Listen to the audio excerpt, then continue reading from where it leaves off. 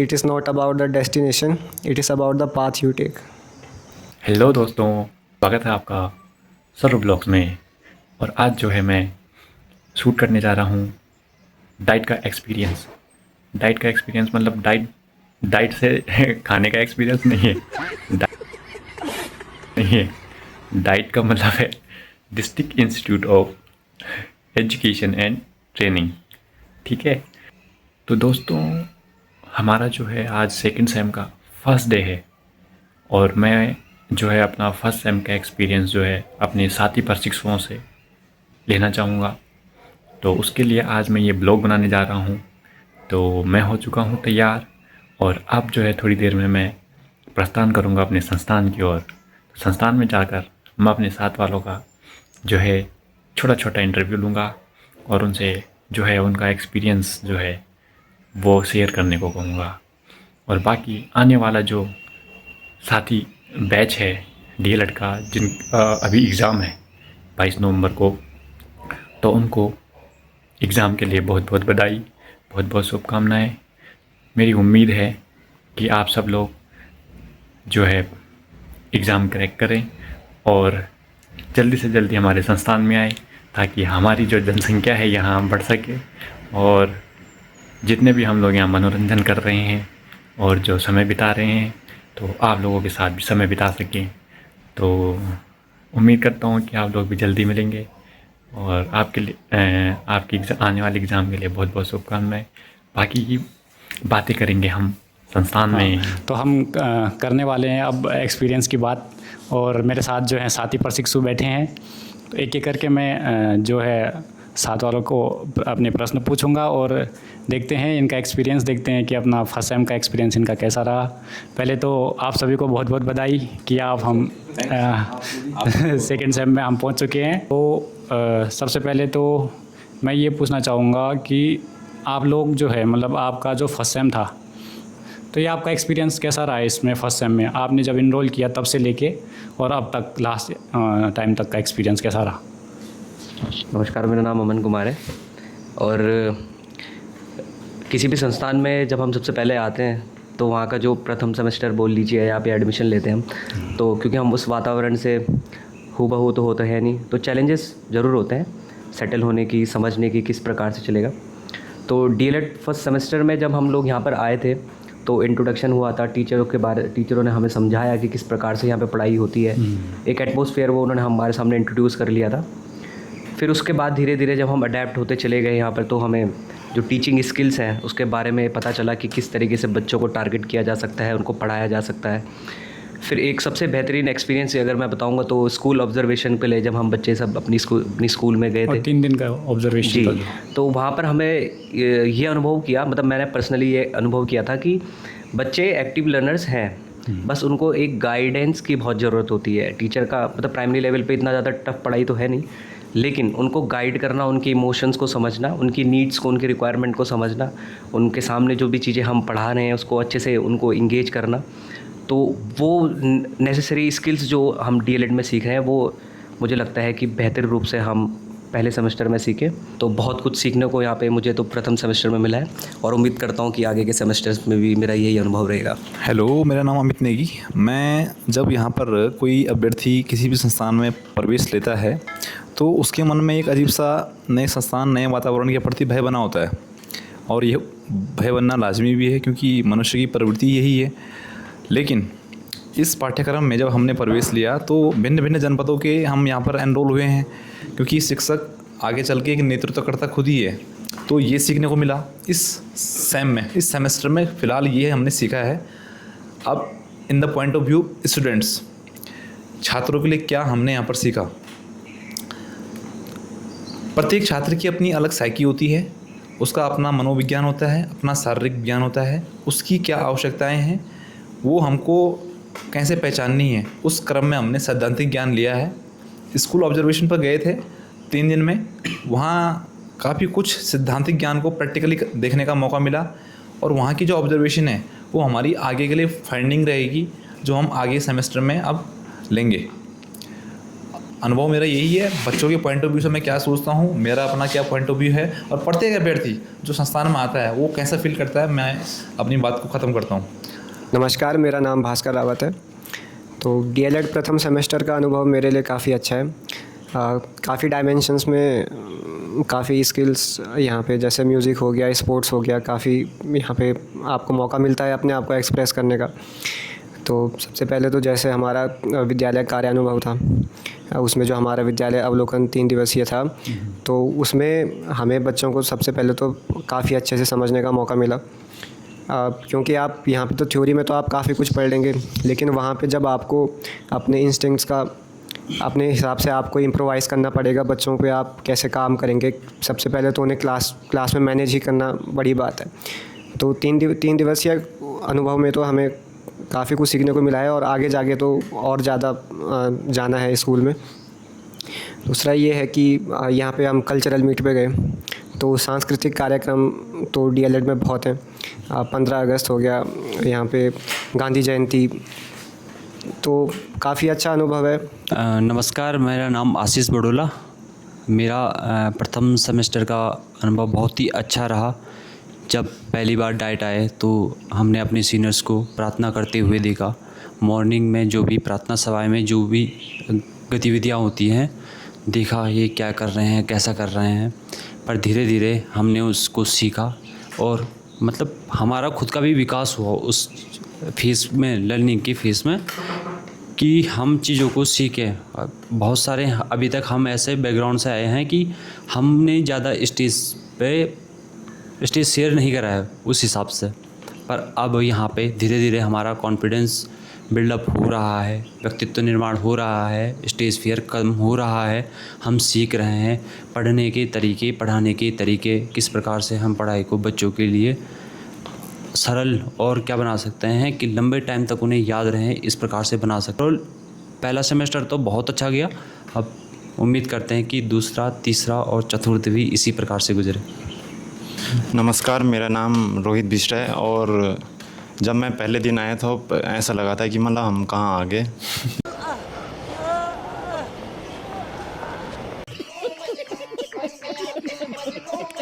लेकिन जब सभी मतलब अपने जो साथ के प्रशिक्षु हैं उनसे मुलाकात हुई, उनसे जान पहचान हुई, तो लगा कि हाँ, हम सभी एक ही जैसे हैं।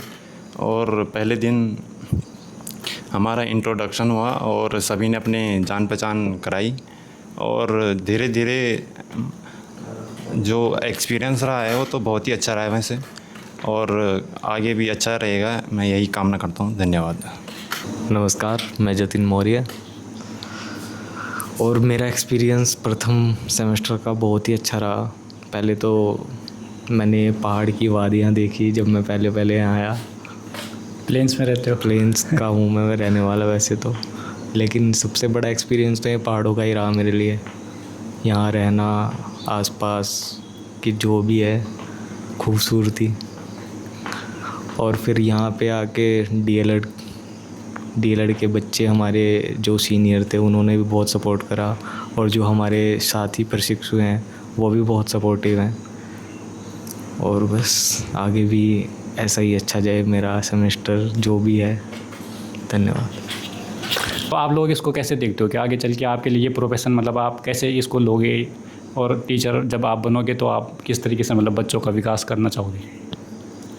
बिल्कुल सही कहना है आपका। शिक्षा पहले से ही समाज में जो है प्रतिष्ठा का एक व्यवसाय माना गया है। व्यवसाय इसलिए कहूँगा क्योंकि इससे हम किसी को अपनी सेवाएं देते हैं। समाज का कोई ना कोई पक्ष, दवा पक्ष हो, अपवंचित पक्ष हो, चाहे कुलीन वर्ग हो, शिक्षा के माध्यम से ही अपने को विकसित करता है।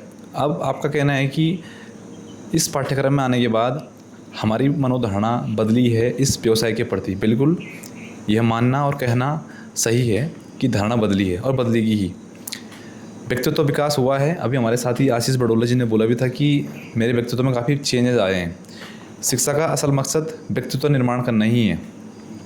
प्राथमिक स्तर पर जब हम शिक्षा देने वाले बनेंगे तो एनईपी जो नई राष्ट्रीय शिक्षा पॉलिसी है उसका भी एक लक्ष्य है कि हमको वहाँ पर निरीक्षक के रूप में, इंस्ट्रक्टर के रूप में नहीं रहना, हमको वहाँ पर सिर्फ गाइडेंस देने के रूप में रहना है। बच्चे को एक एक्टिव लर्नर रहने देना है, फ्री छोड़ देना है, स्वतंत्र। क्योंकि अगर वो खुद से सीखेगा, करके सीखेगा, लर्निंग बाय डूइंग करेगा, तो वो लंबे टाइम तक वहाँ स्टोर रहेगा उसकी कॉग्निशन में। और वही हमारा सरकार का और पॉलिसीज़ का एक ध्येय होता है। तो मैं मानूंगा और कह रहा हूँ कि हाँ, मैं भी सोच रहा हूँ कि अर्निंग का तो एक अगला पक्ष है, लेकिन एक पक्ष ये भी है कि मैं थ्रू अपनी शिक्षण विधियाँ, थ्रू अपना मोटिवेशन, जो करियर काउंसलिंग कर सकूं, मैं उन कक्षा 1 से कक्षा 5 तक के बच्चों में वो जागरूकता पैदा करूंगा कि हाँ, वो अपना भविष्य आगे अच्छा देख सकें। जी, जो आपने सवाल पूछा है वो बहुत ही मतलब मल्टी डायमेंशनल सवाल है। तो अभी भास्कर सर ने भी यही बात बोली थी कि मल्टी डायमेंशनली हमने यहाँ पे चीज़ें सीखी है। तो मेरा मानना तो ये है कि जब आप नॉलेज गिवर होते हो, जब आप नॉलेज किसी को देते हो, प्रोवाइड करवा रहे होते हो, तो आप एक ऐसी स्टेज पे होते हो जहाँ पर आपको मल्टी डायमेंशनली डेवलप्ड होना ही पड़ेगा। क्योंकि प्राथमिक स्तर के बच्चे जो हैं, प्राइमरी लेवल पे जो बच्चे होते हैं, वो उनको केवल पढ़ाई ही नहीं करा सकते हो आप। ऐसा नहीं कि आप 9 बजे से शाम के 5 बजे तक उनसे पढ़ाई करवा सकते हो। आप उनको स्पोर्ट्स भी करवाना है, म्यूज़िक भी करवाना है, एक्टिविटीज़ भी करवानी है, ताकि उनका मन लगा रहे। तो ये सिर्फ वही कर सकता है जो मल्टी डायमेंशनली चीज़ें सीख के आया होगा। तो डीएलएड का जो कोर्स, जो मतलब जो ये डिप्लोमा बनाया गया, इसका स्ट्रक्चर ही इस तरीके से करा गया कि बच्चा वो स्किल्स तो सीखे ही जो पढ़ाने के लिए नेसेसरी है, लेकिन साथ साथ में क्योंकि मॉर्निंग असेंबली से हम क्या सीखते हैं, हमें संगीत का भी नॉलेज हो रहा है, म्यूज़िक का भी पता चल रहा है। स्पोर्ट्स एक्टिविटीज़ में हम इसलिए लेके जाते हैं ताकि हम बच्चों को भी स्पोर्ट्स करा सकें। तो टिल 10 बजे से और 5 बजे तक जो भी एक्टिविटीज़ यहाँ पे हो रही है, उसमें सारी चीज़ें ही हैं। फिर उसमें साफ़ सफाई भी हो गई, तो कार्य अनुभव और लीडरशिप क्वालिटी हो गई, तो वो एक टीचर के अंदर होनी ही चाहिए। क्योंकि जब हम ऐसे स्टेज पे होते हैं, जब हमें डिलीवर करना होता है, तो सोच भी हमारी मल्टी डायमेंशनली डेवलप हो जाती है। तो मेरा मानना ये है। तो किसी भी समाज के विकास में हेल्थ केयर और एजुकेशन तो सबसे बेसिक, मतलब जो आपको चाहिए ही चाहिए किसी समाज की उन्नति के लिए। तो और प्राथमिक स्तर पर तो शिक्षा ऐसी है कि जो बच्चा है वो घर से सीधा आपके पास ही आ रहा है। तो आगे भविष्य के लिए वो बच्चा कैसा रहेगा, उसका व्यक्तित्व कैसा रहेगा, वो पूरा का पूरा आप पर निर्भर है कि आप उस पर कैसे काम करते हैं। तो मेरा ऐसा मानना है कि प्राथमिक स्तर पर जितना हो सके आपको मैक्सिमम अपना देना है बच्चे के होलिस्टिक डेवलपमेंट के लिए, ताकि उसका सर्वांगीण विकास हो पाए। मेरा मानना ये है कि अगर बच्चों को उपयुक्त वातावरण दे और थोड़ा सा क्या करे, घर पे अगर पेरेंट्स उनकी कॉपियाँ जांचे, उनका भी घर पे भी उतना ही ध्यान दे पेरेंट्स, तो सरकारी स्कूलों की स्थिति बहुत सुधरेगी। क्योंकि अगर यहाँ से कोई डीलर से कोई छात्र जा रहा है तो वो विभिन्न चरणों के माध्यम से सीख के आगे बढ़ता है। पहले सेमेस्टर में सीखता है, सेकंड सेमेस्टर में सीखता है, विभिन्न कार्यशाला लगती है हमारी, संगीत की हो गई, हमारी स्काउट गाइड की हो गई, अभी हमारी अबेकस की लगेगी। ये मल्टीपल कार्यशालों से हम सीखते हैं। तो हम क्या सीखते हैं कि प्राइमरी के बच्चे को या छोटे बच्चे को कैसे सिखाना है, ठीक है, कैसे उसका क्या करना है, उसकी रोचकता को हमने क्या करनी है, उसकी जानने की इच्छा को हम कैसे उजागर करेंगे। छात्रों की अगर हम जिज्ञासा को उजागर करेंगे, जो हम यहाँ डीएलएड के प्रशिक्षण में सीखते हैं, उसका अगर हम वह स्कूल में जाके इम्प्लीमेंट करें, उस तरीके से सिखाएं, तो छात्र सीखेंगे और लंबे टाइम तक उस ज्ञान को रिटेन करेंगे। और क्या होगा, इससे अगल बगल समाज में स्कूल का नाम जब बढ़ेगा कि बच्चे बहुत अच्छा कर रहे हैं, तो अगल बगल के गांव वाले बच्चे भी उस स्कूल में आएंगे। और क्या होगा, फिर धीरे धीरे स्कूल की स्थिति सुधरेगी। तो यही विचार है मेरे की। और ये हर एक स्कूल से ही होगा, ऐसे तो है नहीं कि एक 7-10 स्कूल है सीधा आदर्श बन जाए। नहीं, धीरे करके चरणबद्ध तरीके से होगा ये कि टीचर, सबसे बड़ी बात है कि यहाँ का सिखाया हुआ अगर इम्प्लीमेंट करता है स्कूलों में जाके, तो और अगर वो अपना ज्ञान अपने तक ही सीमित रख दिया तो फिर तो उसका कोई उचित औचित्य नहीं है। फिर उस बात का, उस ज्ञान को अगर बांटा ना जाए तो उसका कोई फ़ायदा ही नहीं है। बिल्कुल सही। एक शिक्षक के तौर पर देखा जाए तो हमारा जो मूल लक्ष्य होना चाहिए वो यही होना चाहिए कि हम बच्चों को पूरी शिक्षा दें और उनके जो विकास को है पूरी तरह से करें। और यहाँ जो भी प्रशिक्षण मिल रहा है उसको सिर्फ अपने तक ना रखें, बल्कि जब हम स्कूलों में जाएंगे तो उसका पूरा उपयोग उनकी शिक्षा के लिए करें और उनकी जो जिज्ञासाएं हैं, जो उनकी चाहते हैं, उनको पूरा करें और उनको स्वतंत्र वातावरण प्रदान करें, जिससे कि वो अच्छी से शिक्षा लें और अपना 100% दें। जैसे सर विंसन ने अपनी बात रखी है कि प्राइमरी स्कूल के बच्चे हैं और स्कूल बंद हो रहे हैं, उन्हें देख के हमें दुख होता है। तो अब फील होता है दुख। पहले जब हम डीएलएड नहीं कर रहे थे तब हमें बिल्कुल भी फ़र्क नहीं पड़ता था कि क्या हो रहा है, कहाँ क्या नहीं हो रहा है, प्राइमरी वाले बच्चे हैं, कुछ नहीं फ़र्क पड़ता था। लेकिन अब क्या है कि प्राइमरी वाले बच्चों के लिए, उनके विकास के लिए, उनके ज्ञान के लिए, उनकी शिक्षा के लिए अब हम जिम्मेदार होने जा रहे हैं। तो वो जिम्मेदारी अब जैसे जैसे हम बढ़ते जा रहे हैं डीएलएड के कोर्स में आगे आगे, वो जिम्मेदारी अब उतनी ही फील होती जा रही है, उतनी महसूस होती जा रही है। पहले जब हम प्राइमरी स्कूल के आसपास से गुजरते थे तो हम वास्तव में उस पर ध्यान नहीं देते थे। मौर्य जी ने ये बात बिल्कुल सही बोली, ठीक है। पर अभी हम जब गुजरते हैं अपने गांव में तो हम पूछते हैं कि स्कूल में कितने बच्चे हैं अभी, ठीक है। और ये भी हमारी जानने की इच्छा होती है कि जो हम यहाँ सीख रहे हैं क्या स्कूलों में उसी तरह से पढ़ाया जाता होगा या नहीं पढ़ाया जाता होगा। क्या जो हमने मतलब जो मेथड्स हम यहाँ सीख जो रहे हैं, मेथड हम सीख रहे हो भी रहे हैं कि या हम पढ़ ही रहे हैं, वो किताबी ज्ञान ना हो कि किताबी ज्ञान की मूर्त से अमूर्त की तरफ जाना है। तो उसका अगर जब हमने पढ़ा, इम्प्लीमेंट करने का सोचा कि हाँ यार इससे वास्तव में सीख सकता है आदमी। एक अनपढ़ आदमी को मैं कैसे सिखाऊंगा। छोटे बच्चे क्या है, सीखने की इच्छा रखने वाला, पर अभी क्या है उसको ज्ञान ना के बराबर, उसका ज्ञान का निर्माण कैसे करना है। तो वही है कि कैसा हो रहा है, क्या हो रहा है। इसमें अब जो है हमारा जो एक और बैच आने वाला है, जैसे अभी जिनका एग्ज़ाम होगा 22 नवंबर को, तो वो मतलब आप क्या बोलना चाहोगे, क्या संदेश देना चाहोगे कि उनका जो मोटिवेशन हो वो बूस्ट हो। देखिए, मुझे तो लगता है कि स्किल सबके अंदर छुपी हुई होती है, बस उनको नर्चर करने की ज़रूरत होती है। इससे डीएलएड से पहले जब हम सभी एस्पिरेंट्स रहे हैं, किसी ना किसी कॉम्पिटिटिव एग्ज़ाम की हमने सबने तैयारी करी है, तो हमें नहीं पता था कि हमारा कौन सा एग्ज़ाम निकल जाएगा या कहाँ जाके हम स्टैब्लिश होंगे, सेटल होंगे। अगर डीएलएड नहीं होता है तो कोई और एग्ज़ाम होता, फिर वहाँ भी हमारी ट्रेनिंग होती, फिर हमें वहाँ जाके भी ये रियलाइज़ होता कि शायद मैं इसी सर्विस के लिए बना हुआ हूँ। तो आदमी मल्टी डायमेंशनल ऑलरेडी होता है, बट उसको पॉलिश या नर्चर करने की ज़रूरत होती है। तो जब अभी हमारा फर्स्ट सेमेस्टर यहाँ कंप्लीट हो चुका है, तब अब हमें इन चीज़ों का रियलाइज़ हो रहा है कि एक्चुअली में हमारा विज़न कितना चेंज हुआ है ड्यूरिंग दिस कोर्स। तो वो विज़न की बात है। अभी जो कॉम्पिटिटिव वाला जो हमारा बैच आने वाला होगा, उसमें भी हमारे क्वालिटी टीचर्स ही आएंगे, क्वालिटी बच्चे ही आएंगे, क्योंकि आप कंपटीशन निकाल के आ रहे हो, तो आपके अंदर वो टेम्परामेंट तो है ही। तो आप जॉब तो इम्प्लिसिट है, इट्स नॉट अबाउट कि सरकारी है, वो तो आप रहने दीजिए, जॉब तो मिलेगी ही आपको, चाहे सरकारी मिले या अगर उसमें टाइम भी लगता है तो कहीं ना कहीं हम सेटल हो सकते हैं। It's not about job, it's about कि आपके अंदर वो स्किल्स है या नहीं है। अगर आप सोचते हैं कि मैं प्राइमरी लेवल के बच्चों को पढ़ा सकता हूँ, 1% भी अगर बॉटम ऑफ द हार्ट में अगर ये है कि मैं कर सकता हूँ, तो डेफिनेटली आप आइए, डाइट्स के डोर ओपन है, आप कंपटीशन फाइट करिए, अच्छे मार्क्स लेके आइए, सिक्योर करें अपनी सीट यहाँ पर।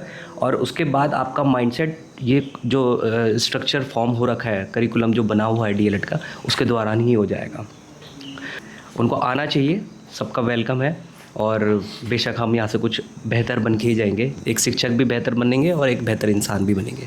पहले तो जो नए अभ्यर्थी आ रहे हैं उनको शुभकामनाएं, और इस बात की भी शुभकामनाएं कि अब उनको ये समझ लेना है कि अगर वो वास्तव में शिक्षक बनना चाह रहे हैं तो उनको एक बेहतर कंपटीशन फाइट करके आना पड़ेगा।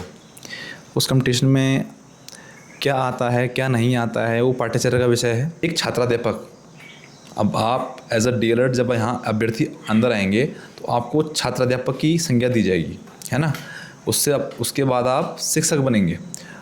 तो 3 चीज़ें, नॉलेज, स्किल और एटीट्यूड, अगर आपको इन्हेंस करनी है, बूस्ट करनी है, अगर आप वेल क्वालिफाइड हैं, कंपटीशन फाइट करके यहाँ आ रहे हैं। जो भी एस्पिरेंट्स अपियर हो रहे हैं 22 तारीख को डीएलएड के एग्ज़ाम के लिए, तो सबसे पहले तो आप अपने दिमाग से कोई भी भय संशय मिटा के एग्ज़ाम दीजिए, फ्री माइंड से एग्ज़ाम दीजिए। मैं इसमें एक ही बात कहूँगा कि it is not about the destination, it is about the path you take. अगर आपने फॉर्म भरा है तो आपको ईमानदारी के साथ पेपर देना चाहिए। होना या ना होना वो आगे की बात है। तो अपनी तैयारी करें, अच्छा करने की कोशिश करें। अगर आपको डाइट मिलते ही है आपकी गृह जनपद की तो बहुत बढ़िया है, और आपका व्यक्तित्व विकास ही होगा, आप सीखोगे ही, नुकसान आपका इसमें कुछ नहीं होने वाला है। मैं जो एस्पिरेंट्स हैं उनसे यही कहना चाहूँगा कि अगर आपने फॉर्म भर लिया है तो पेपर ज़रूर दें।